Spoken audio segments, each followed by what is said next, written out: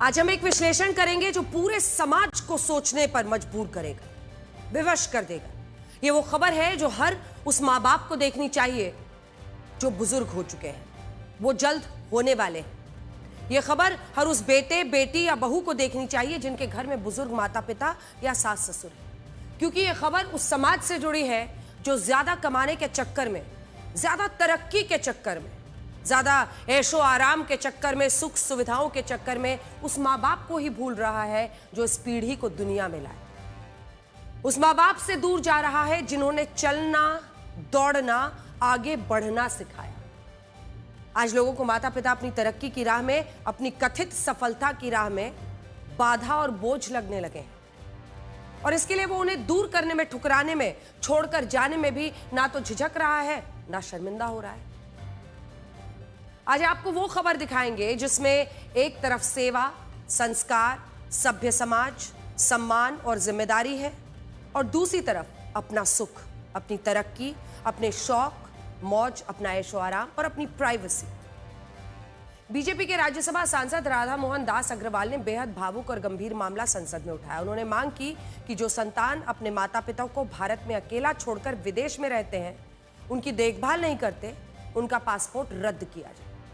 उन्होंने साफ कहा कि माँ बाप को भारत में तड़पता छोड़कर विदेश का आनंद लेने वालों का पासपोर्ट रद्द होना चाहिए। जो लोग विदेश जाते हैं उनसे एक एफिडेविट लिया जाए कि वो विदेश जाने के बाद अपने माँ बाप के अपने आय का एक निश्चित हिस्सा अपने माँ बाप की देखरेख के लिए अवश्य देंगे, माँ बाप के देखरेख के लिए केयर टेकर की नियुक्ति करेंगे, माँ बाप के हेल्थ इंश्योरेंस का प्राविधान करेंगे, और कम से कम हफ्ते में एक बार अपने माँ बाप से फ़ोन पर बात जरूर करेंगे।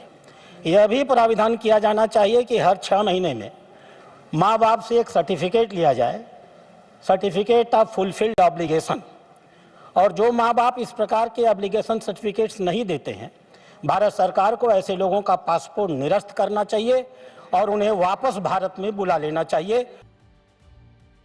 संसद में इस मुद्दे की चर्चा होना सामान्य बात नहीं है। इसकी वजह है लगातार ऐसी घटनाओं में वृद्धि जिन्होंने संवेदनहीनता, क्रूरता और मानवीयता की सीमाएं पार कर दी। पहले आपको कुछ ऐसी घटनाओं के बारे में बताते हैं जिससे आप इस मुद्दे की गंभीरता को समझ पाएंगे। सूरत, जहां एक बुजुर्ग पति पत्नी ने आत्महत्या कर ली थी। दोनों की उम्र करीब 65 वर्ष थी। 4 पन्ने का सुसाइड नोट लिखा था जिससे पता चला कि उनका बेटा कनाडा में रहता है। उसे विदेश भेजने के लिए उन्होंने कर्ज लिया था, लेकिन कनाडा जाकर पैसा भेजना तो दूर, 4 साल से फोन पर बात नहीं की थी अपने माँ बाप से। 65 साल की उम्र में ये बुजुर्ग कोई काम धंधा भी नहीं कर सकते जिससे ये कर्ज चुका सके। मजबूरन उन्होंने अपनी जान दे दी और लिखा कि बेटे ने दगा दिया जिसकी वजह से वो सड़क पर आ गए हैं। साथ ही लिखा कि वो मरने के बाद उनकी अंतिम क्रिया में बिल्कुल खर्च ना करें। सोचिए कितनी दर्द भरी घटना है, जहां बुजुर्ग माँ बाप की बेईमानी से ही अपने बेटे से ही हार जाए, अपनी जान दे। एक घटना मुंबई की है जहां एक कमजोर, लाचार, बीमार बुजुर्ग मुंबई की सड़कों पर भटकते और फुटपाथ पर सोते रहे।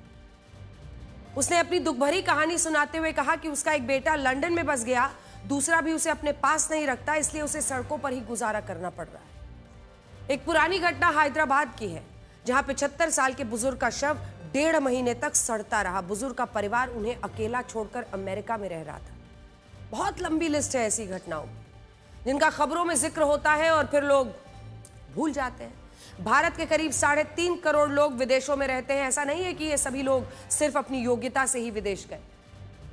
तमाम माँ बाप ने अपना पेट काटकर, अपनी सुख सुविधाएं त्याग कर, कई बार अपनी जमीन जायदाद बेचकर, कर्ज लेकर अपनी संतान की विदेश जाने की व्यवस्था की। लेकिन इनमें से कई बेटे बेटी ऐसे निकले जिन्होंने अपने माँ बाप को अकेला, असहाय छोड़ दिया। कई बार देखने को मिला कि शुरुआत में ये लोग माँ बाप की खूब चिंता करते हैं जब तक जरूरतें होती है या इनके बच्चे होते हैं। अक्सर माँ बाप या सास ससुर को बच्चों की देखरेख के लिए बुला लेते हैं और फिर धीरे धीरे लगाव घटता जाता है, माँ बाप को असहाय छोड़ दिया जाता है। पिछले साल भारत में करीब ऐसी 500 घटनाएं हुई जब संतान विदेश में रहने लगी, माँ बाप को यहाँ कष्ट झेलने पड़े या उनकी अकेले तड़पते हुए मौत हुई। सभी माँ बाप चाहते हैं कि उनका बेटा बेटी आगे बढ़े, लेकिन कई बार वो इतना आगे बढ़ जाते हैं कि पीछे मुड़कर नहीं देखते कि उन्हें आगे बढ़ाने वाले बहुत पीछे छूट गए हैं।